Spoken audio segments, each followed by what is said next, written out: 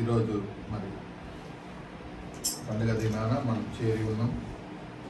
అయితే పరలోకపు తండ్రి దేవుని యొక్క విధానము మనకు తెలిసి ఉండాలి. నిన్న మనం మాట్లాడుకున్నాం ఆయన గుణగణాలు ఏంటి కదా, ఆయన గుణగణాలు ఏంటి, ఆయన ప్రణాళిక ఏంటో మనం తెలుసుకుంటేనే తప్ప ఆయనకు నచ్చినట్టుగా మనము జీవించలేము కదా. ఇప్పుడు భార్యాభర్తలు పెళ్ళి చేసుకుంటారు. పెళ్ళి అయినాక భర్త అడుగుతాడు, నీకు ఏమంటే ఇష్టం, అంటే నీకు ఎలాంటి అంటే ఇష్టం, ఏమంటే ఇష్టం, ఎలాంటి మరి బట్టలు అంటే ఇష్టం, లేదా ఎలా ఉండడం ఇష్టం అని అడుగుతారు. అవన్నీ భార్య చెప్తారు. అప్పుడు భార్య భర్తను అడుగుతుంది, నీకు ఏ కూరలు అంటే ఇష్టం కదా, నీకు ఎలా ఉంటే ఇష్టం, డ్రెస్ మీద ఉంటే ఇష్టమా, చీర మీద ఉంటే ఇష్టమా కదా, ఎలా ఉంటే ఇష్టము, ఏ కూరలు అంటే ఇష్టము, నీ యొక్క అభిరుచులు ఏంటో తెలియజేస్తే ఆ ప్రకారం నేను వండి పెడతాను అని భార్య భర్తను అడుగు. అప్పుడు భర్త చెప్తాడు. అట్లాగే పరలోకపు తండ్రికి మనకున్న విధానం ఏంటంటే, పరలోకపు తండ్రి యొక్క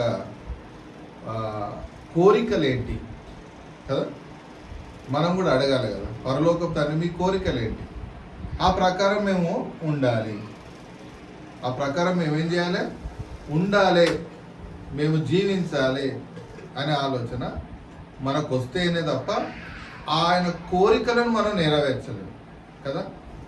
పక్కన కూర్చుగా కూర్చో, ఆయన కోరికలను మనము నెరవేర్చలేము. ఓకే,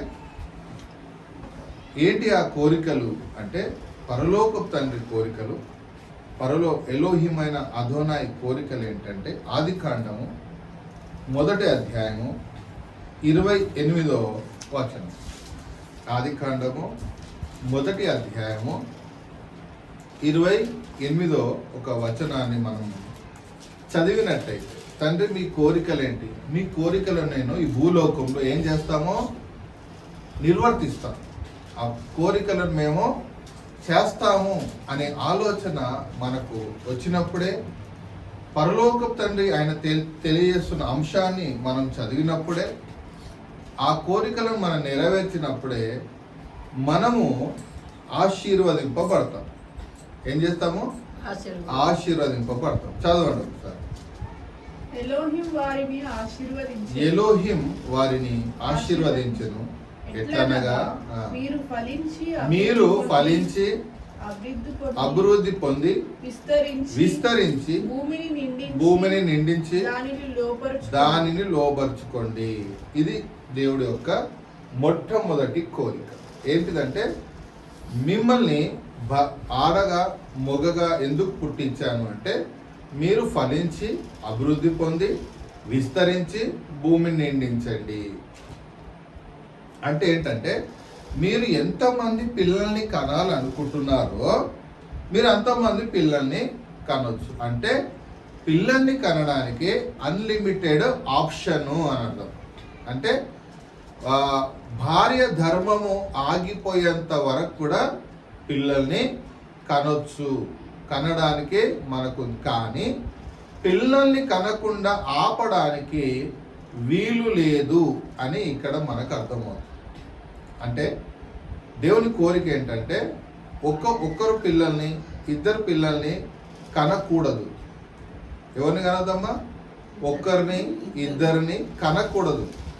ఎంతమంది పిల్లల్ని కనాలనుకుంటే ఎక్కువ మంది పిల్లలు సాధ్యమైతే, అంటే ఆరోగ్యాన్ని దృష్టిలో పెట్టుకొని కదా, స్త్రీ ధర్మం ఆగిపోయేంత వరకు కూడా పిల్లల్ని కనొచ్చు. అంటే 5 మందిని కంటారా, 6 మందిని కంటారా, 10 మందిని కంటారా అనేది, ఎక్కువ సంతానాన్ని కంటే అంత ఆశీర్వాదం అనేది ఆ కుటుంబానికి రావడం జరుగుతుంది. ఇప్పుడు గవర్నమెంట్ ఏం చెప్తున్నారంటే,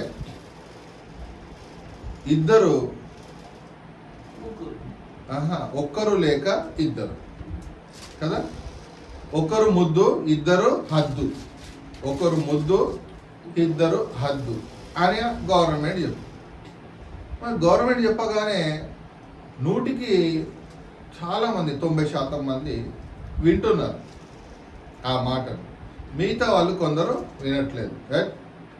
దేవుడు పిల్లల్ని ఇస్తాడు, దేవుడు నాకు పిల్లలు కావాలి, పిల్లల్ని గంటనే ఉంటాను నేను అనేటోళ్ళు మన మధ్యలో ఉన్నారు. కొందరేమో భయపడేటోళ్ళు ఉన్నారు కదా. ఏది ఒక్కరే చాలు, మనం పోషించలేం, వాళ్ళని కాపాడలేం, వాళ్ళకి చదివించలేం. ఇక్కడ ఏమంటున్నాడంటే తండ్రి, ఫలించి అభివృద్ధి చెంది విస్తరించి భూమిని నిండించాడు. భూమి ఎంతవరకు ఉంది అంటే ఆరిన నేల ఎక్కడ వరకు ఉందో అక్కడ వరకు నిండించడము మీ పని. పోషించే పని ఎవరిది? దేవుడిది. అర్థమవుతుంది ఇక్కడ. కనండి అంటే అర్థమైంది, కనాలి, ఇంకా అంతే. దానికి ఎదురు మాట్లాడకూడదు, అది దేవుని మొట్టమొదటి కోరిక, ప్రధానమైనది, ముఖ్యమైనది. ఫస్ట్ కోరిక ఏంటంటే ఫలించి అభివృద్ధి చెంది విస్తరించి భూమిని నిండించాలి. అయితే దీనికి ఆపోజిట్గా దురాత్మ ఏం చేసిందంటే మీరు పిల్లల్ని కనకూడదు, ఒక్కరే ముద్దు ఇద్దరే అద్దు అనే ఒక రూల్ని తీసుకొచ్చి పెట్టింది. అర్థమవుతుందా? రూల్ని తీసుకొచ్చి పెట్టి కొన్ని దేశాలల్లో మనుషులు లేరు. మన భారతదేశంలో మనుషులు ఎక్కువ ఉన్నారు, చైనాలో ఉన్నారు. కెనడాలో పెద్ద దేశం, భారతదేశం అంత పెద్ద ఉంటుంది, కానీ మనుషులు చాలా తక్కువ మంది ఉంటారు. తిప్పి కొడితే 1 కోటి మంది ఉంటారు, 2 కోట్ల మంది, అంతకని ఎక్కువ ఉండరు. కానీ ప్లేస్ మాత్రం చాలా ఉంది, విస్తారమైన కెనడాలో. కానీ అక్కడ యాపిల్స్ కింద పడిపోయి మురిగిపోయి భూమిలో కలిసిపోతున్నాయి. తినేటోడు లేరు. అర్థమవుతుందా? అంటే ఫలాలు అవుతున్నాయి తినడానికి, కానీ తినే నరుడు లేడు. ఇక్కడ ఎట్లా ఉందంటే మనుషులు ఎక్కువ ఉన్నారు కదా, తినడానికి ఇబ్బంది పడుతున్నారు. అంటే ఉద్యోగం లేకనో వ్యాపారం లేక రకరకాలు. మొత్తానికైతే పోషణ అనేది దేవుడు పోషిస్తున్నాడు. అయితే ఎంతమంది కన్నా ఏదో ఒక పని దేవుడు ఇస్తూనే ఉంటాడు, పని చేసుకుంటూనే ఉండాలి, బ్రతుకుతూనే ఉండాలి. ఆస్తులు అంతస్తులే తర్వాత విషయం. కానీ ఇక్కడ ఏంటంటే సంతానము అనేది చాలా ఇంపార్టెంట్, చాలా ముఖ్యమైనది. పరలోకపు తండ్రి మొట్టమొదటిగా మెచ్చే అంశం ఏదైతే ఉందో అది పిల్లల్ని కనడం. అర్థమవుతుందా? ఇప్పుడు మా తల్లిదండ్రులు ఒక్కరే ఇద్దరు ముగ్గురే ముద్దు అనుకున్నారు అనుకో, నేను పుట్టేవాడిని కాదు. ఎందుకంటే నా తల్లిదండ్రులు నేను 3వ వాడిని. మా అక్క, మా తర్వాత అన్న. మా అక్కనే చాలనుకుంటే మా అన్న పుట్టేవాడు కాదు కదా. మా అన్ననే చాలనుకుంటే, ఇద్దరే చాలనుకుంటే నేను పుట్టేవాడిని కాదు. నేను పుట్టకుంటే ఈరోజు మీకు ఈ విషయాన్ని చెప్పేవాడిని కాదు. అవునా కదా? అందుకనే సంతాన అభివృద్ధి ఖచ్చితంగా ఉండి తీరాలి ప్రతి కుటుంబంలో. ఎవరైనా ఆపరేషన్ చేయించుకుంటాను అంటే వద్దు అనే చెప్పాలి. ఎవరైనా ఆపరేషన్ చేయించుకుంటాను ఏం చేయాలి? తప్పు అని చెప్పాలి. ఇది పాపం. అంటే పరలోకపు తండ్రి సృష్టికర్త యొక్క ఆజ్ఞకు వ్యతిరేకంగా వెళ్ళి ఆపరేషన్ చేయించుకున్నట్టు. మా అక్క పుట్టిన తర్వాత 4 ఏళ్ళకు మా అన్న పుట్టిండు. 4 ఏళ్ళ తర్వాత నేను పుట్టిన. నా తర్వాత 4 ఏళ్ళకు మా తమ్ముడు పుట్టిండు. అర్థమవుతుందా? అంటే దేవుడు మరి ఎప్పుడు ఇవ్వాలని కూడా మరి సంవత్సరానికి పుట్టొచ్చు కదా, కానీ 4 సంవత్సరాలు ఎందుకు గ్యాప్ వచ్చింది? అది దేవుడి చిత్తమైంది. దేవుడి చిత్తమైంది. అంటే మొట్టమొదటి ఆజ్ఞకు ప్రపంచంలో ప్రతి నరుడు అడ్డుపడుతున్నాడు. మొట్టమొదటి కోరిక ఏంటి దేవుంది? మొట్టమొదటి ఆ కోరికలు ఏమో ప్రేమ కనబడుతుంది. ఫలించాలి, అభివృద్ధి చెందాలి, విస్తరించాలి, భూమిని నిండించాలనే ఈ కోరిక ప్రపంచ మానవాళి తీర్చడం లేదు. ప్రపంచ మానవాళి ఏం చేస్తుందంటే సాతాను ఒక మాట విని దానికి అడ్డుకట్ట వేసి ఆపరేషన్ చేయించుకుంటున్నారు. ఒకరు లేకపోతే ఇద్దరు. దానివల్ల ఏమైపోతుందంటే స్త్రీలకు గర్భసంచి కాడ సమస్యలు వస్తున్నాయి. చాలా మందికి ఏమవుతుందంటే ఒక్కరిని కానీ ఇద్దరిని కానేసరికి ఇన్ఫెక్షన్ అయిపోయి గర్భసంచి తీసేయాల్సిన పరిస్థితి వస్తుంది. కంటిన్యూగా పిల్లలు కంటూ ఉంటే గర్భసంచి సమస్య రాదు, ఇన్ఫెక్షన్ రాదు. అర్థమవుతుందా మీకు? గర్భసంచి యొక్క ఇన్ఫెక్షన్ అనేది రాదు, గర్భసంచి ఆపరేషన్ చేసి తీయాల్సిన అవసరము రాదు. అలా ఒక్కరిద్దరు కనడం వల్ల గర్భసంచి మీద ఎఫెక్ట్ బట్టి ఇన్ఫెక్షన్ అయిపోయి ఆపరేషన్ చేసే పరిస్థితి వస్తుంది. దానివల్ల ఇబ్బందుల పాలవుతున్నారు పెళ్ళైన వాళ్ళు. అంటే సృష్టికర్తకు వ్యతిరేకంగా ఎప్పుడైతే మనం పోతామో ఖచ్చితంగా ఏమవుతుంది? సమస్యల పాలవుతాము, ఇబ్బంది పాలవుతాము, శ్రమల పాలవుతాము. అది పాపము కిందికి వస్తుంది. పిల్లలు కనకపోతే ఏమవుతుంది? పాపము అంటే పాపం చేస్తున్నట్టే. తెలియకనే ఆ తల్లిదండ్రులు, ఆ భార్యాభర్తలు పాపము చేస్తున్నట్టే. ఇది మీరు ప్రతి ఒక్కరికి చెప్పాలి. ఎవరైనా ఆపరేషన్ చేసుకుంటే చాలా మంది పెద్దలు ఏం చేస్తారు? చాలు చాలు, ఇద్దరు అని, ఒకరు చాలు, ఇద్దరు చాలు అని భయపెట్టిస్తుంటారు. కానీ 100% అదేంది? పాపము. 100% పిల్లల్ని కనకపోవడం అనేది పాపం. అంటే దేవుని యొక్క కోరిక, పరలోకపు తండ్రి యొక్క కోరికకు వ్యతిరేకంగా వెళ్తున్నట్టు, వ్యతిరేకంగా మనం వ్యవహరిస్తున్నట్టుగా, వ్యతిరేకంగా మనం ప్రవర్తిస్తున్నట్టుగా అలా తప్పు అనేది ప్రపంచ మానవాళికి చెప్పాలి. దేవుని ఉద్దేశాన్ని, దేవుని కోరికను కించపరుస్తున్నాం, మనం అవమానపరుస్తున్నాం కదా, వ్యతిరేకంగా వెళ్తున్నాం, నిందిస్తున్నట్టే. దేవుని కోరిక తప్పు. ఎవరైనా నలుగురు పిల్లలు ఈ రోజులలో ఎంతమంది పిల్లలు అన్నారు అనుకో, 4, 5 అనేసరికి అమ్మో అంతమంది పిల్లలా అని అదేదో పాపము చేసినట్టు, అదేదో వింత విషయమైనట్టుగా ప్రవర్తిస్తున్నారు కదా. విచిత్రం అన్నట్టు, అమ్మ అంతమంది పిల్లలా అని మాట్లాడుతున్నాడు. నాకు ఎక్కువ మంది పిల్లలు చూసినప్పుడు నాకు సంతోషం అవుతుంది. ఎందుకో తెలుసా? పరలోకపు తండ్రి కోరికను ఈ యొక్క దంపతులు నెరవేరుస్తున్నారు.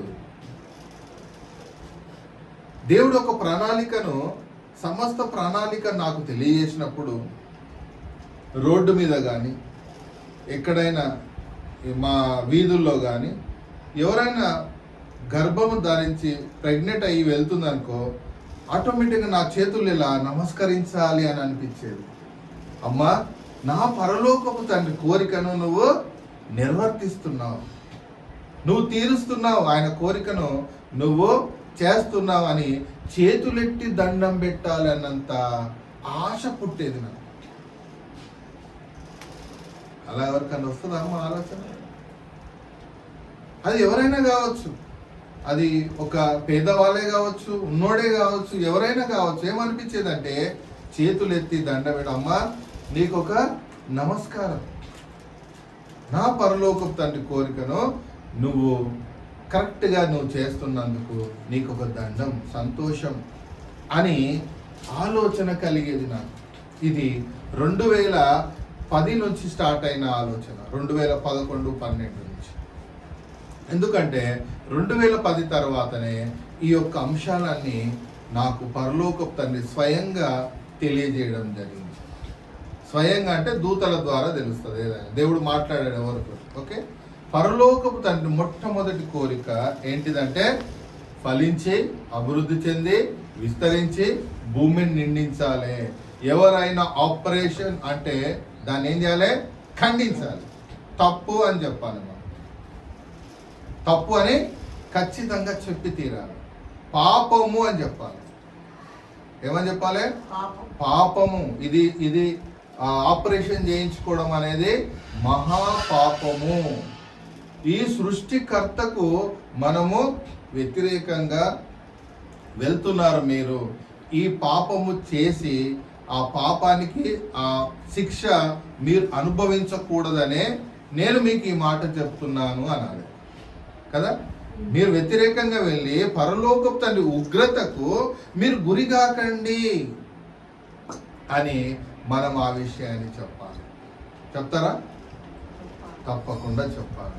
చెప్తేనే చాలా మంచిది, చాలా ఉత్తమం. మిమ్మల్ని దేవుడు పరలోకపు తండ్రి తప్పకుండా ఈ మాట మీరు చెబితే ఖచ్చితంగా మిమ్మల్ని దేవుడు ఆశీర్వదిస్తాడు.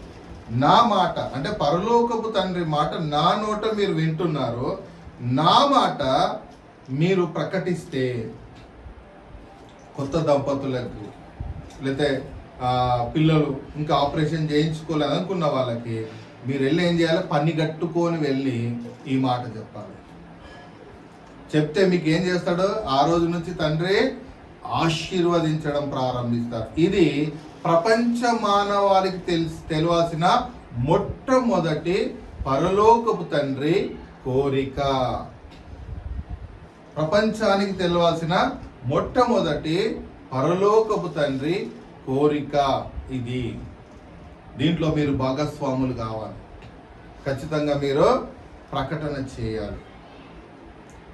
ఇప్పుడు ఫలించుతా అంటే పబ్లిక్ పెరిగిపోతారు కదా కదా బాగా పబ్లిక్. మరి ఇంకొక కోరిక ఏంటి అనేది మనం ఆలోచిస్తే నిర్గమకాండము 14వ అధ్యాయము 4, మళ్ళా 17వ అధ్యాయము, మళ్ళీ 18వ వచనం. నిర్గమకాండము 14 చదవండి. అయితే నేను ఫరో హృదయమును కఠినపరచెదను, అతడు వారిని తరుమగా నేను ఫరో వలనను అతని సమస్త సేవకులను సేన మహిమ తెచ్చుకొందును. ఏం తెచ్చుకుంటాడంట తండ్రి? మహిమ తెచ్చుకుంటాను. నాకు కావాల్సింది ఏంటి అంటే మహిమ కావాలి కదా. మీరు చాలామంది సంతానం కలిగినప్పుడు, అమ్మ జాగ్రత్త వినండి, సంతానం కలిగినప్పుడు ప్రెగ్నెంట్ అయినాక బాబు పుట్టాక వాడు మొట్టమొదటిసారి అమ్మ అన్నాడు అనుకో, ఎంత సంతోషిస్తారమ్మా? నాన్న అన్నారు అనుకో, డాడీ మమ్మీ అని పిలిచిండు అనుకో, ఎంత పొంగిపోతారు? ఆ మాట కోసం ఎన్ని రోజుల నుంచి వెయిట్ చేస్తారు? ఎప్పుడు మాటలు వస్తాయా, ఎప్పుడు డాడీ అంటాడా, ఎప్పుడు మమ్మీ అంటదా అని ఎదురు చూస్తారా లేదా? వాస్తవం కాదా? అనగానే సంతోషపడిపోరు, అవునా కదా? తాతయ్య అనగానే ఆవిడ ఆ తాతకి ఏమనిపిస్తుంది? ఎంతో అమ్మ నా మనమడు నా మనమరాలు పిలుస్తుంది తాత అని ఎంతో సంతోషం కదా. మనమరాలు పిలుస్తుంది తాత తాతమ్మ అని విలువగానే ఉప్పొంగిపోతాం. అబ్బా ఈ పిలుపు కోసం ఎన్నో సంవత్సరాల నుంచి వెయిట్ చేస్తున్నాను అని. ఇక్కడ కూడా పరలోకపు తండ్రి అదే కోరిక కలిగి ఉన్నాడు. ఆయనకున్న కోరికలే మనకుంటాయి, కొత్తగా ప్రత్యేకమైన కోరికలు ఏమి ఉండవు మనకి, అవి వేరే విషయాలు. పరలోకపు తండ్రి కోరికలు ఏంటంటే మహిమ తెచ్చుకుందును. డాడీ మీకు స్తోత్రం, డాడీ నాకు ఈ పని చేశారు పెట్టారు, డాడీ నాకు మంచి భార్యని ఇచ్చారు, డాడీ నాకు మంచి భర్తని ఇచ్చారు నాన్న అని మనము ఆయనను పొగుడుతూ ఉంటే సంతోషం. ఏమైనా ఎవరైనా సరే ఇప్పుడు ఇళ్ళల్లో మంచిగా కూర తెచ్చి పెట్టారు, మంచి వంటకం, బాగా ఇంట్రెస్ట్ పెట్టి కూర మా భార్య చేసింది అనుకో, నేను గబగబా తినేసి ఏడావిడి వెళ్ళిపోయాను అనుకో, ఆమె ఏం ఎదురు చూస్తుంది? అక్కడ ఏమనాలని ఎదురు చూస్తుంది? అబ్బా వంట బాగుంది, సూపర్, ఈరోజు బాగా చేసినావు అని అంటే ఆమె ఏమైపోతుంది? సాయంత్రం దాకా ఆ మాటలో తేలిపోతూ ఉంటుంది, అవునా కదా? బాగుంది, బాగా చేసినావు ఈరోజు, వెరీ గుడ్ అన్నా అనుకో, అబ్బా మా ఆయన మెచ్చుకున్నాడు, అదే లేకపోతే భర్త మెచ్చుకున్నాడు, భార్య మెచ్చుకున్నది అని ఒక సంతోషానికి లోన్ అవుతారు, అవునా కదా? అట్లాగే పరలోకపు తండ్రి ఇంత సృష్టిని చేసి అందులో మనని చేసి మనం ఆయనను పొగడకుంటే, ఆయనను మహిమపరచకుంటే మనంత దళితుడు ఇంకొకడు లేడు, అవునా కదా? ఆయన దళితుడు ఇంకొకడు లేడు. అందుకనే పరలోకపు తండ్రి ఫలించాలి, ఫుల్గా పబ్లిక్ అయిపోవాలి, వాళ్ళంతా ఏం చేయాలి? నన్ను పొగడాలి, మహిమ కావాలి. కదా. ఇప్పుడు మిషన్ లాగా భార్య వండి పడుతుంది, భర్త తింటున్నాడు, పిల్లలు తింటున్నారు, సో ఆ మిషన్ లాగా వాళ్ళు పోతున్నారు, మనం పోతున్నాం అనుకో, దాంట్లో ఏమి థ్రిల్ ఉండదు, సంతోషం ఉండదు. అబ్బా డాడీ మమ్మీ మంచిగా వండిన బాగుంది భోజనం, పలానా కర్రీ బాగుంది అన్నారు అనుకో, వాళ్ళు ఏమైపోతారు, అబ్బో పిల్లలకు కూడా బాగా నచ్చినట్టుంది, మళ్ళీ ఇంకోసారి చేసి పెడతాలే అని మళ్ళీ చేసి పెడతారు. అవునా కాదు? పరలోకపు తండ్రి ఇప్పుడు కూడా ఏం కోరుకుంటున్నారు? ఫరో సైన్యాన్ని అక్కడ అద్భుతాలు ఎందుకు చేస్తున్నాడు తండ్రి అంటే, ఒక కోణంలో ఆలోచిస్తే మహిమ తెచ్చుకుంటా. ఎవరి ద్వారా? ఫరో అతని సైన్యం ద్వారా నేను మహిమ తెచ్చుకుందును. అదే 17-18లో, అదే 17-18 చదవండి. 17-18 వచనం. ఇదిగో నేనే ఐగుప్తు హృదయములను కఠినపరచుదును, వారు వీరిని తరుముదురు. నేను ఫరో వలన, అతని సమస్త సేనల వలన, అతని రథముల వలన, అతని గుర్రపు రౌతుల వలనను నాకు మహిమ తెచ్చుకొందును. నేను ఫరో వలను, అతని రథము వలను, అతని గుర్రపు రౌతుల వలనను మహిమ తెచ్చుకొనున్నప్పుడు నేనే అదోనాయనని ఐగుప్తులు తెలుసుకొందురు. నేనే దేవుడనని తెలుసుకుంటారు. వారు పూజించే పాము దేవుడు కాదని, వారు పూజించే ఆవు దేవుడు కాదని, వారు పూజించే మిడతలు దేవుడు కాదని, వారు పూజించే కప్పలు దేవుడు కాదని, వారు పూజించే ఈగలు దేవుడు కాదని, వాళ్ళు పూజించే నీళ్లు దేవుడు కాదని తెలుసుకుంటారు. ఇక్కడ 10 తెగులు వాళ్ళకు వస్తాయి వాళ్ళ మీదకి. ఎవరైతే ఏటినైతే పూజిస్తున్నారో అవే వాళ్ళకు ఉరిగా మారుతాయి. మారినప్పుడు అవి కాదు దేవుడు, నేనే దేవుడనని తెలుసుకొని ఏం చేస్తారు?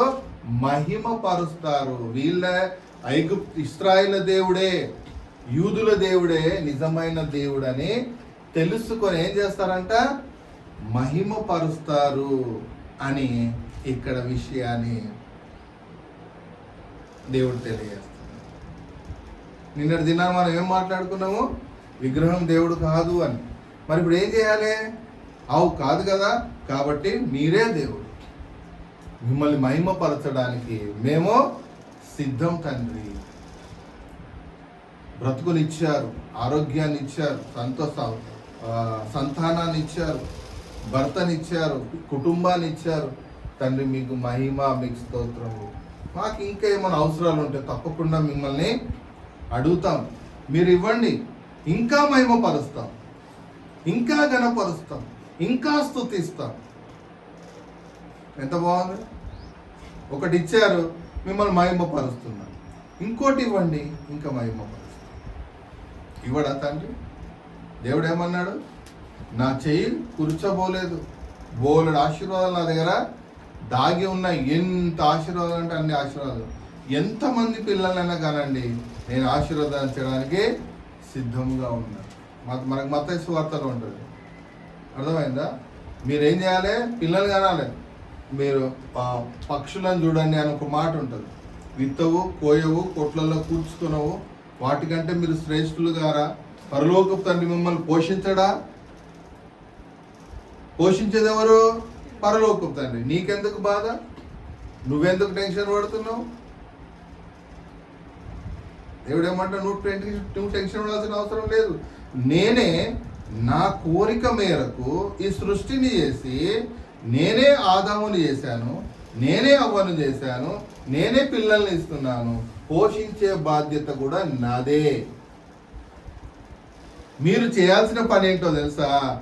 నాకు కృతజ్ఞతులై ఉండండి, నాకు లోబడి ఉండండి, నన్నేం చేయండి? మహిమపరచండి, ఆరాధించండి. చేయలేమా? ఆ పని చేయలేమా? బరువు మయమంటున్నాడా దేవుడు? 100 కిలోల బరువు నెత్తి మీద పెట్టి 10 కిలోమీటర్లు మోయి అని చెప్తున్నాడా? కష్టమైన పని కాదే. పెళ్ళిళ్ళు ఇష్టంతో చేసుకోలేదా? కష్టంగా చేసుకున్నామా మనం? పెళ్ళి కావాలని చేసుకోలేదా? మనకు తెలియకుండా, మనకు తెలుసో తెలియక పెళ్లి చేసుకున్నాక ఆటోమేటిక్గా బంధం నిలబడతలేదా? నా భర్త నా భార్య అని అంటలేమా? అవునా కదా? అంటే బలవంతంగా అయినా దేవుని యొక్క ప్రణాళిక ప్రకారమే ప్రతి నరుడు పోతున్నాడు. దేవుని నమ్మినవాడైనా నమ్మని వాడైనా కదా, దేవుడు లేడు అన్నవాడైనా అదే పెళ్లి చేసుకుంటున్నాడు, పిల్లల్ని కానీ. దేవుని కోరిక ఏంటి? మహిమ కావాలి. నేను చేస్తున్న పనికి, నేను పడ్డ కష్టానికి మీ నుంచి కోరుకున్నది ఏంటో తెలుసా? పిల్లలు, రెండవది కృతజ్ఞత, మహిమ. వింటున్నామ్మా? పడుకుంటున్నారు. మహిమ తెచ్చుకొందును. మహిమ కావాలి అంటే ఫరో అతని సైన్యం వల్ల, అతని రౌతుల వల్ల, అతని గుర్రాల వల్ల ఏం కావాలంట? మహిమ తెచ్చుకొందును అని పరలోకపు తండ్రి తెలియచేయడం జరుగుతుంది. అదే యెషయా గ్రంథము 42కి వెళ్దాం. యెషయా గ్రంథము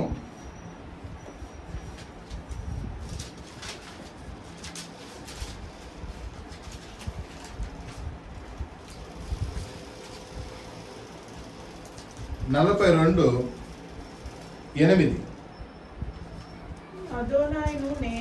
అదోనాయును నేనే, ఇదే నా నామము, మరి ఎవనికి నా మహిమను ఇచ్చువాడను కాను. నిర్ధారణ అయిపోయిందా? విగ్రహాలకు ఇచ్చువాడను కాదు. నాకు రావాల్సిన మహిమ నాకే రావాలి. కష్టపడ్డది ఎవరు? దేవుడు, పరలోకపు తండ్రి, అదోనాయ్, ఎలోహిం తండ్రి. సృష్టిని చేసింది ఆయనే, ఆకాశం చేసింది ఆయనే, సూర్యచంద్ర నక్షత్రములను చేసింది ఆయనే, నిన్ను నన్ను సృష్టించింది ఆయనే. మనం ఏం చేస్తామంటే ఆయన కాదని ఇక్కడ 42 వచ్చేసి యేసుక్రీస్తు అంటే యాశ్వా మెస్సీయను. యాశ్వా మెస్సీయను దేవుడు ఎందుకు పంపించాడంట చెప్పండి? పరలోకపు తండ్రికి, సృష్టికర్త అయిన అదోనాయికి రావాల్సిన మహిమ విగ్రహాలకు పోతుంది. అన్యాయం కదా అమ్మా? కృపమ్మ, అర్థమవుతుందా? పరలోకపు తండ్రికి, సృష్టికర్త అయిన ఎలోహిమైన అదోనాయ్ తండ్రికి రావాల్సిన మహిమ విగ్రహాలకు పోతుందని నేను యాశ్వాను అనే యేసుక్రీస్తుని పంపిస్తున్నాను. ఈయన ఏం చేస్తాడంటే వాళ్ళని విగ్రహారాధన చేసే వారిని ఏం చేస్తాడు? పరిశుద్ధుడైన దేవుని వైపు తిప్పడం జరుగుతుంది. అదే ఇక్కడ మనకు రాసి ఉంటుంది. అందుకనే ఏమంటున్నా అంటే మళ్ళొకసారి, అదోనాయును నేనే, ఇదే నా నామము, మరి ఎవరికి నా మహిమను ఇచ్చువాడను కాను. కింద నాకు రావాల్సిన స్తోత్రమును విగ్రహములకు పోనీయను. చెందనీయను. సారీ, ఏంది? నాకు రావలసిన స్తోత్రమును విగ్రహములకు చెందనీయను. అంటే ఎవరికి పోతుంది పూజ? అక్కడ ఐగుప్తులు కూడా ఎవరికి పోయింది? విగ్రహాలకు పోయింది. వాళ్ళు ఏం పూజ చేసేటోళ్ళు? పాములని, ఆవులని, కప్పలని, ఈగలని, మిడతలను, నీళ్ళని. అర్థమవుతుందా? వాళ్ళు పూజ చేసేవాళ్ళు. అక్కడ అది తప్పని ప్రూవ్ చేసింది. పరలోకపు తండ్రిని ఆరాధించాలని, మహిమ తెచ్చుకోవాలని చెప్పడం వల్ల ఈ ఇశ్రాయేల్ ఎంబడి, ఈ యూదులు ఎంబడి చాలామంది విగ్రహారాధన చేసేవాళ్ళు మానేసి కొన్ని లక్షల మంది మీ దేవుడే మా దేవుడు, మీ దేవుడే అనండి, మీ దేవుడే మా దేవుడు అని ఆ ఐగుప్తు దేశాన్ని, ఈరోజు ఈజిప్ట్ దేశం అని వదిలేసి వీళ్ళతో పాటు వచ్చేసి, వీళ్ళతో పాటే ఆ రోజు రాత్రి ప్రయాణం చేసి, అంటే నిన్న పస్కా దినంలో రాత్రి యూదులెంబడి ప్రయాణం చేయడం జరిగింది. ఇశ్రాయేలు ప్రజలెంబడి మీ దేవుడే మా దేవుడు, మేము పూజించేవి దేవుడు కాదు, మేము ఆరాధించేది దేవుడు కాదని ఆ రోజు వాళ్ళు తెలుసుకోవడం వల్ల సుమారుగా 2 సంవత్సరాలు పట్టింది. ఆ 2 సంవత్సరాల్లో వాళ్ళకి అర్థం కాగానే అవన్నీ వదిలేసి, అవి మొక్కడం వదిలేసి చాలా మట్టుకు వీళ్ళతో పాటు ప్రయాణమైంది. అంటే ఏం జరుగుతుంది భూమి మీద? పరలోకపు తండ్రికి రావాల్సిన మహిమ చెట్లకు, పుట్టలకు, విగ్రహాలకు, ఫోటోలకు వెళ్ళిపోతుంది. అందుకనే దేవుడు ఏమంటేనే ఈయన నేను ఎందుకు పంపిస్తున్నానో తెలుసా? యేసుక్రీస్తుని భూమికి ఎందుకు పంపించబోతున్నానో తెలుసా? నాకు రావలసిన, నాకు చెందవలసిన మహిమ విగ్రహాలకు పోతుంది కాబట్టే నేను ఈయనను పంపిస్తున్నాను. ఈయన ఏం చేస్తాడు? కీర్తన 2వ అధ్యాయంలో ఉంటుంది. ఈయన ఏం చేస్తాడంటే ఇనుప దండముతో ఏలి మనుషులను విగ్రహారాధన తప్పని ప్రూవ్ చేస్తూ అందరిని ఏం చేస్తాడు? దేవుని వైపు త్రిప్పడం జరుగుతుంది. ఇది ఈయన పని. అందుకనే పస్కా రోజు ఆయన బలి అయ్యి, అయ్యో నా కోసం నువ్వు బలైపోయావని మనిషి హృదయము కఠినంగా ఉన్న హృదయాలు జాలిపడి, అయ్యో మేము ఎంత పాపం చేస్తున్నాము, మేము పరలోకపు తండ్రికి చెందాల్సిన మహిమకు ఈ రాళ్ళు రప్పలకు పూజలు చేస్తున్నాము, ఈ రాళ్ళు రప్పలకు శుద్ధి చేస్తున్నాము, మొక్కుతున్నాము, సాష్టాంగ నమస్కారం చేస్తున్నామని తెలుసుకొని ఏం చేశారు? తిరిగారు. తిరుగుతున్నారా లేదా ప్రజలంతా? చాలామంది తెలుసుకుంటున్నారా లేదా రోజు? అది పని, యేసుక్రీస్తు పని. 42వ అధ్యాయంలో అదే అక్కడ రాసి ఉంటుంది. ఎవరికి చెందాలి మహిమ? చెప్పండి, ఎవరికి చెందాలి? పరలోకములో ఆ ఆకాశంలో ఉన్న ఆ తండ్రికి తప్ప ఇంకెవరికి మహిమ చెందడానికి వీలు లేదు. అమ్మా కష్టమవుతుందా? భారంగా ఉందా? అదే 48:11 చూడండి. యెషయా గ్రంథం 48:11.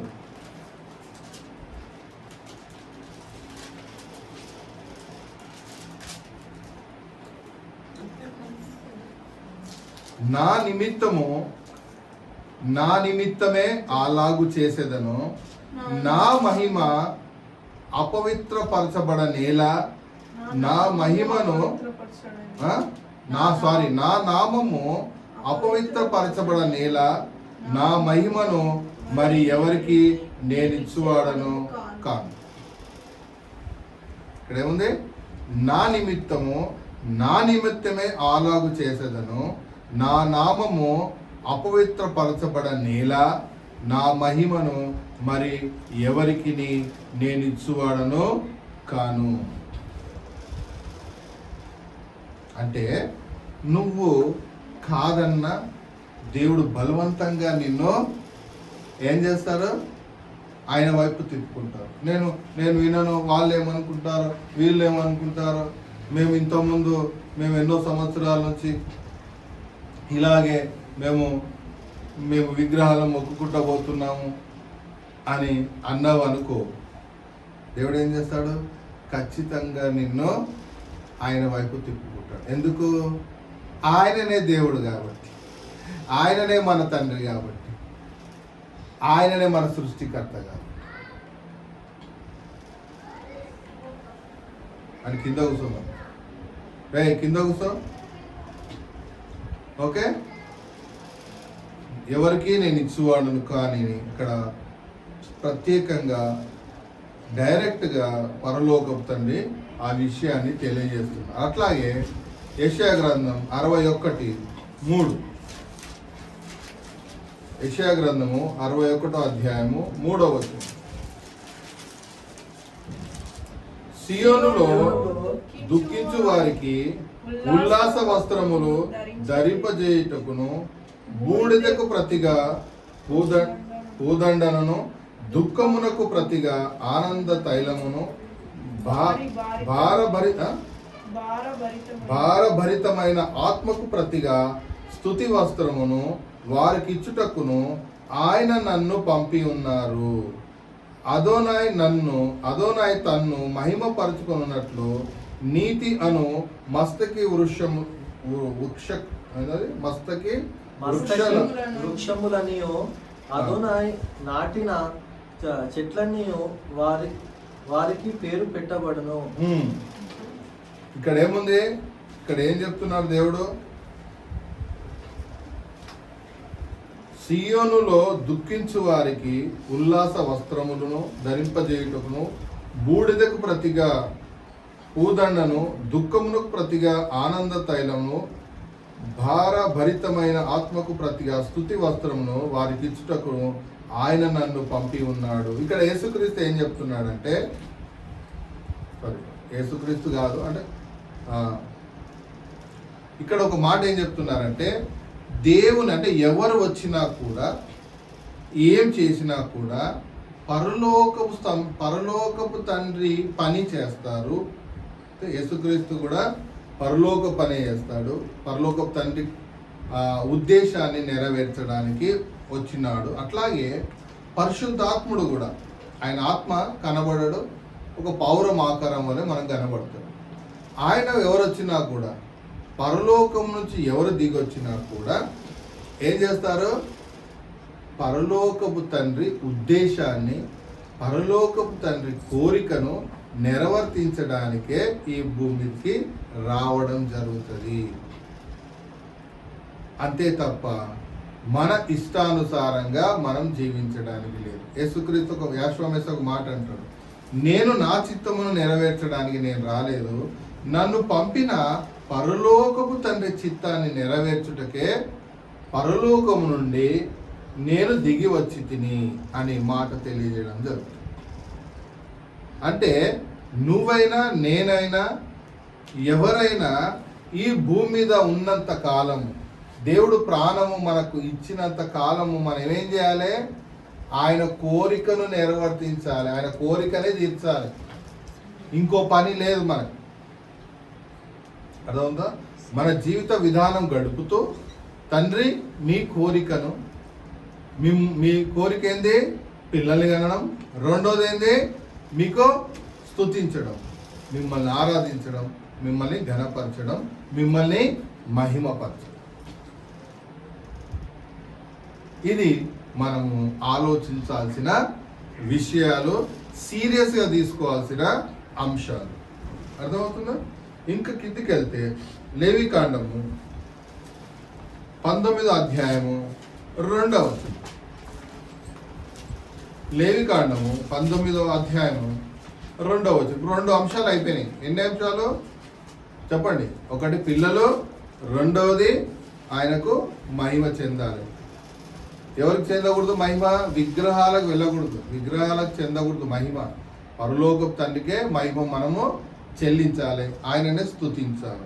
ఇంకా మూడో వచ్చే అంశం ఏంటంటే, దేవుడి కోరికలో మూడో కోరిక ఏంటంటే లేవికాండము ఏంటిది?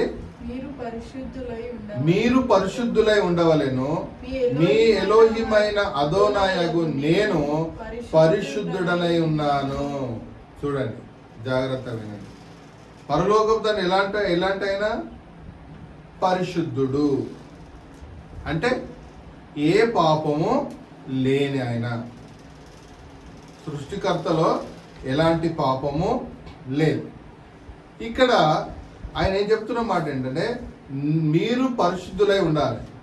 ఎలా అంటే నేను పరిశుద్ధుడై ఉన్నాను కాబట్టి మీరు కూడా పరిశుద్ధులై ఉండాలి. అప్పుడు ఈ మాట చదివినప్పుడు నాకు ఒక డౌట్ వచ్చింది. జాగ్రత్త వినాలి, చాలా ఎవరికి రాదు ఇట్లాంటి డౌట్స్. నేను అన్నాను, మీరు ఆత్మ కదా, మీరు పరిశుద్ధులై ఉంటారు, మీరు సృష్టికర్త, మీరు ఇంత పెద్ద సృష్టిని చేశారు, మీరు గొప్పవాళ్ళు, మీలో ఏ పాపం అనేది ఉండదు. మరి మా శరీరంలో ఉన్నాం కదా,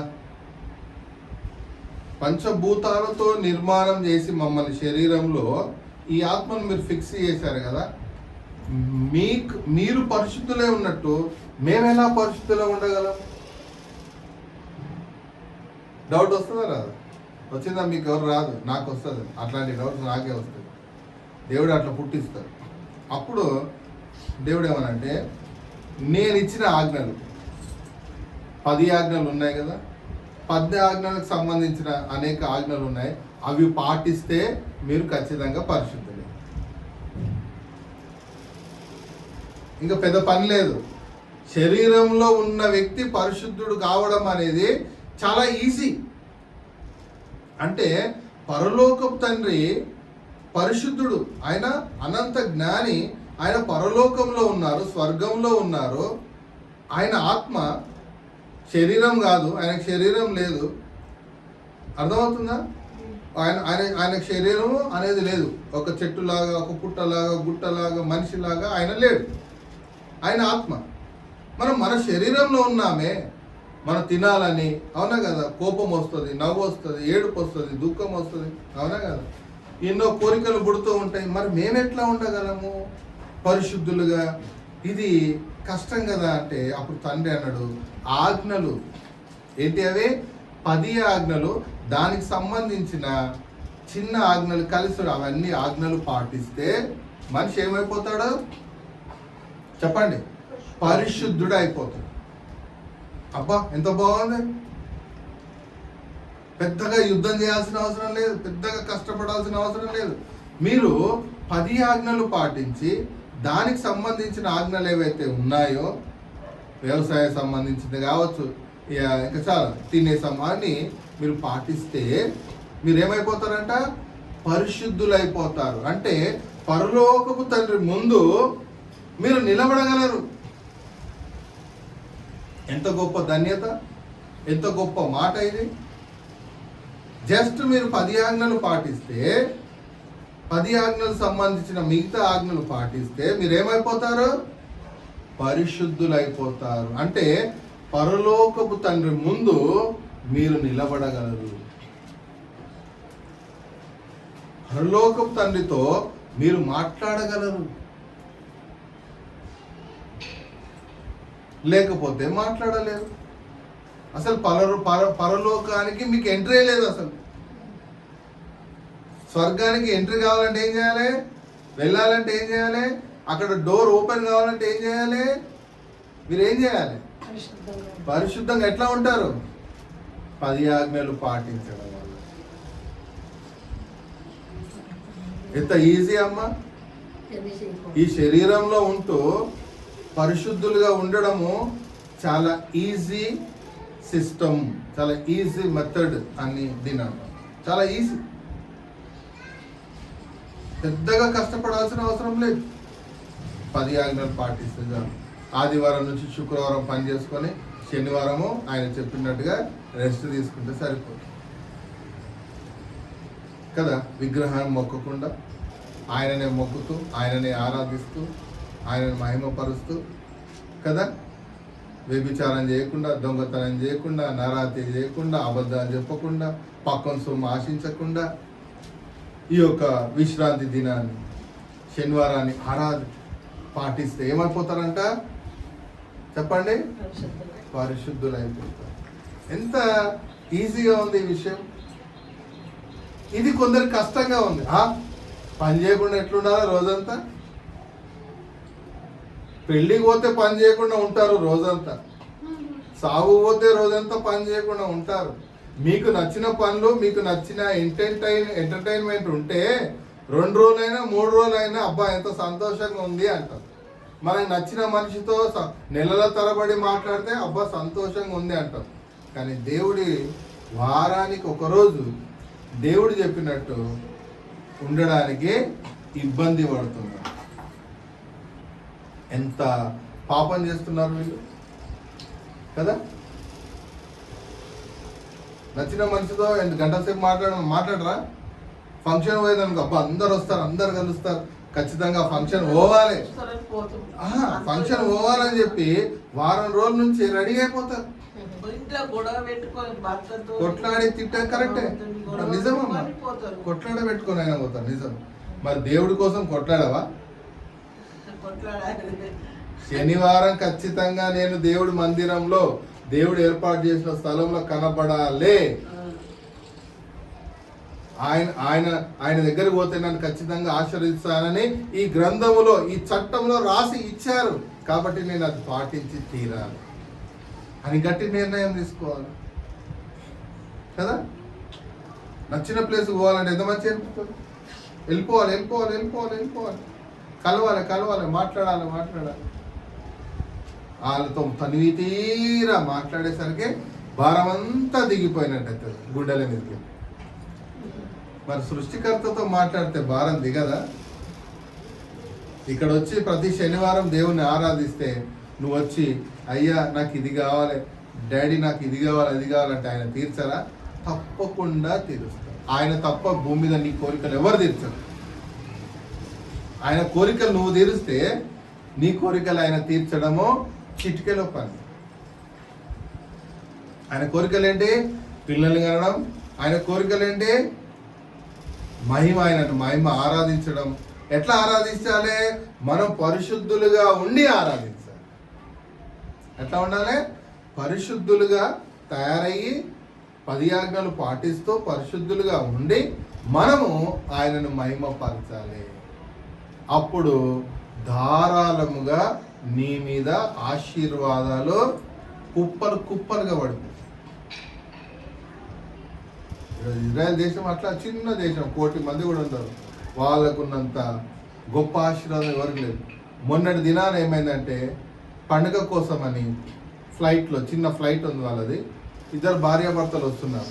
ఈరోజు నేను చూసిన న్యూస్, ఆ ఫ్లైట్ పడిపోయింది. కానీ 2 భార్యాభర్తలకు ఏం కాలేదు. వాళ్ళు నవ్వుకుంటూ బయటకు వస్తున్నారు సంతోషంగా. అబ్బా దేవుడు మమ్మల్ని కాపాడి. ఫ్లైట్ పడిపోయింది, టైర్ ఎక్కడో అది పడిపోయింది, అందరు కింద పడిపోయింది. దాంట్లో బయటకు వచ్చి వాళ్ళు బా దేవుడు మమ్మల్ని కాపాడాడు. అట్లా అసలు ఫ్లైట్ కింద పడితే ఉంటుందా? చిన్న ఫ్లైట్ అంటే 4 ఎక్కే ఫ్లైట్ ఉంటుంది, చిన్న చిన్నవి. అట్లాంటి దాంట్లో వచ్చారు, పడిపోయింది, మంచిగా బయటకు వచ్చేసారు. ఏమి కాలేదు, అసలు కాలే పోలేదు. ఆ ఫ్లైట్ కింద పడితే కాలిపోతుంది, బర్న్ అయిపోతుంది. కానీ కాలలేదు, అట్లా పడి బయటకు వచ్చేసారు. కాపాడింది ఎవరు? ఎందుకు కాపాడిండు? పరిశుద్ధులుగా ఉన్నారు కాబట్టి, 10 ఆజ్ఞలు పాటిస్తున్నారు కాబట్టి, ఆయనకు మహిమ చెల్లిస్తున్నారు కాబట్టి వాళ్ళకు ఏ హాని జరగకుండా బయటపడ్డారు. అర్థమవుతుందా? మరణం అంత ఈజీగా రాదు దేవుడి ఆధీనంలో ఉంటే. అది కాదు, అది కాదు అంటారు, ఆ సామెత అట్లా అంటారు. అయితే ఇట్లా అది కాదు మాటలు, రికార్డ్ అవుతుంది, అట్లాంటి మాట్లాడద్దు. ఓకే, ఇంకా 20వ అధ్యాయము లేవికాండము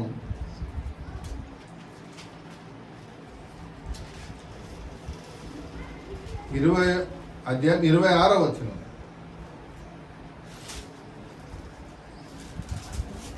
అదోనాయను నేను పరిశుద్ధుడను, మీరు నా వారై ఉండునట్లు అన్య జనులలో నుండి మిమ్మును వేరుపరిచితిని. ఏంటంట? మళ్ళొకసారి, అదోనాయను నేను పరిశుద్ధుడను, మీరు నా వారై ఉండునట్లు. మీరు ఎవరై ఉండాలి? నా మనుషులై ఉండునట్లుగా అన్య జనులలో నుండి మిమ్మును బయటికి తీసుకొచ్చిన. ఒకప్పుడు మనం ఎలాంటి వాళ్ళము చెప్పమ్మా, కృపమ్మ? విగ్రహాలకు పూజ చేసిన వాళ్ళు కదా. ఇప్పుడు కాదు. అంటే రప్పించింది ఎందుకు? ఆయన అన్య జనులలో నుండి నిన్ను వేరుపరిచింది ఎందుకో తెలుసా? నిన్ను పరిశుద్ధుడిగా ఉంచడానికి. నేను పరిశుద్ధుడను కాబట్టి నిన్ను పరిశుద్ధులుగా ఉంచడానికే నిన్ను వేరుగా చేశాను అని ఇక్కడ స్వయంగా మాట స్పష్టముగా రాసింది. అదే లేవికాండము 11వ అధ్యాయము 44. ఎంత బాగున్నాయి మాటలు కదా, ఎంత శ్రేష్టమైన మాటలు. 44, నేను మీ ఎలోహిమైన అదోనాయను, నేను పరిశుద్ధుడను గనుక మీరు పరిశుద్ధులై ఉండునట్లు మిమ్మును మీరు పరిశుద్ధపరచుకొనవలెను.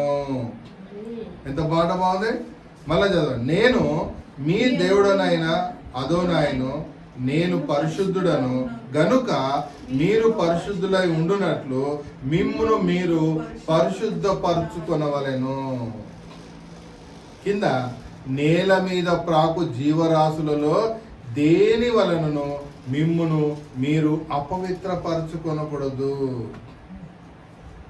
అంటే ఏది పడితే అది తినకూడదు, తింటే అపవిత్రమైపోతారు అంటున్నాడు దేవుడు. ఏది పడితే తినడానికి లేదు, కొన్ని బైబిల్లో రాస్తున్నాయి అవే తినాలి. ఏది పడితే తిన్న వరకు మీరు ఏమైపోతారు? కష్టపడి మిమ్మల్ని అన్యజనుల నుంచి వేరు చేసిన దేవుడు పరలోకపు తండ్రి మళ్ళా మీరు అపవిత్రమైన తింటే ఏమైపోతారు? అపవిత్రమైపోతారు. ఇప్పుడు శవయాత్రకి వెళ్తాం కదా, రాగానే స్నానం ఎందుకు చేస్తారు చెప్పండి?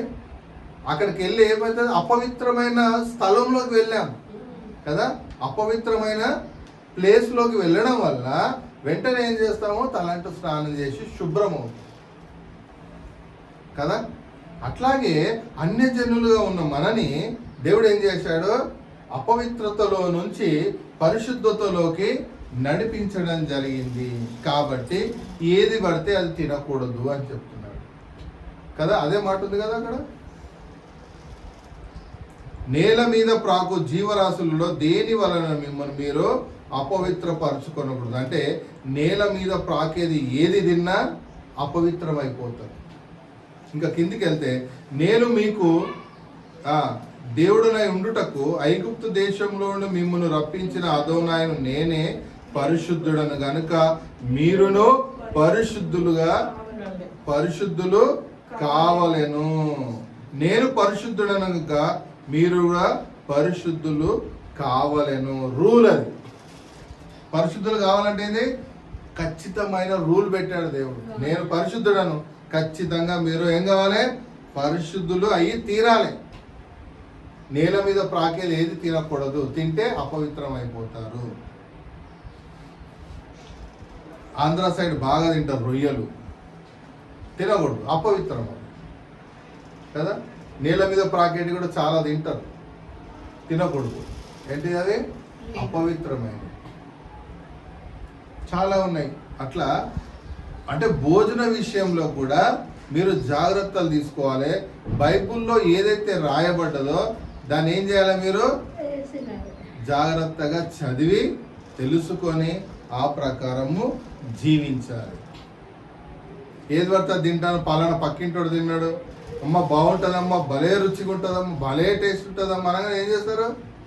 మాకు కూడా కొంచెం వేసియవా, ఒక బాగుంటే మేము మళ్ళీ ఒకసారి తెచ్చుకొని తింటాము. ఇక్కడ బైబిల్ ఏముందంటే ఏది తినాలో ఏది తినకూడదో స్పష్టంగా రాసిచ్చారు దేవుడు. ఏది తినాలో ఏది తినకూడదో క్లియర్గా రాసిచ్చారు. తినదగ్గదే తినాలి, తినకూడని దానికి దూరంగా పారిపోవాలి. ఈ విధంగా మనము జాగ్రత్తలు తీసుకోవాలి. మొదటి తెస్సలోనిక పత్రిక 4వ అధ్యాయము 7. మొదటి తెస్సలోనిక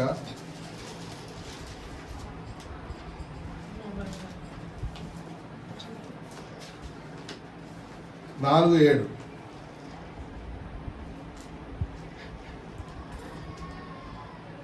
పరిశుద్ధులగుటకే దేవుడు మనను పిలిచెను గాని అపవిత్రులుగా ఉండటకో పిలువలేదు. దేని పిలిచాడంట దేవుడు?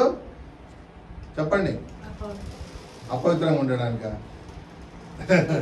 పరిశుద్ధులుగా మళ్ళీ ఒకసారి పరిశుద్ధులై ఉండుటకే, పరిశుద్ధులగుటకే దేవుడు అంటే ఎలోహిమైన అదోనాయి మనను పిలిచెను గాని అపవిత్రులుగా ఉండుటకు పిలువలేదు. ఇది జాగ్రత్తగా గమనించాలి. ఇంకా కిందికి వెళ్తే ఎఫెసీ పత్రిక 1వ అధ్యాయము 4-6. ఎఫెసీ పత్రిక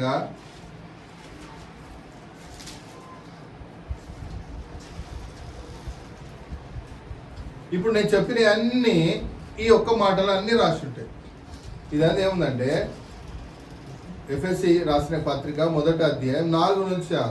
ఎట్లనగా తన ప్రియుని అందు తాను ఉచితముగా మనకు అనుగ్రహించిన తన కృపా మహిమకు కీర్తి కలుగునట్లు, కీర్తి అంటే మహిమనే కదా, కీర్తి కలుగునట్లు తన చిత్త ప్రకారమైన దయా సంకల్పము చొప్పున యాశ్వ మెస్సయ్య ద్వారా తనకు కుమారులుగా స్వీకరించుటకై మనలను ముందుగా తన కోసము నిర్ణయించుకొని మనము తన ఎదుట పరిశుద్ధులుగా నిర్దోషులై ఉండవలనని జగత్తు పునాది వేయబడక మునుపే ప్రేమ చేత ఆయన మెస్సేలో మనలను ఏర్పరచుకొనెను.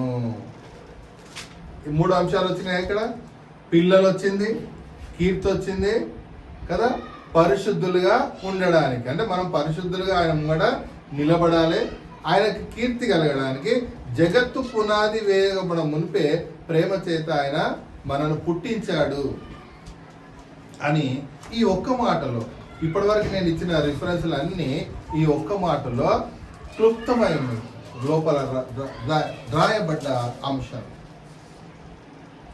ఏం చేయాలి? ఎన్ని కోరికలు ఉన్నాయి దేవుడికి? ఈ 3 కోరికల వల్ల పరలోకపు తండ్రి ప్రపంచాన్ని నిర్మించడం జరిగింది, ఆదామును సృష్టించడం జరిగింది, అవ్వను అన్ని ఏదైనా తీసుకోండి, ఈ 3 ప్రధానమైన కోరికలు. దేవుడికున్న 3 ప్రధానమైన కోరికలు ఏంటో తెలుసా? ఈ 3 కోరికలు. ఫస్ట్ పిల్లలు, రెండవది ఆయనకు మహిమ తెచ్చాలి, మూడవది పరిశుద్ధులుగా ఉండి మహిమపరచాలి. అపవిత్రంగా ఉండి మహిమపరిస్తే ఒప్పుకోరు. గబ్బు వాసన పెట్టుకొని చినిపోయిన బట్టలు వేసుకొని ముఖ్యమంత్రి ముందు పోనిస్తారా? తీసి ఇసిరి బయట పడేస్తారు.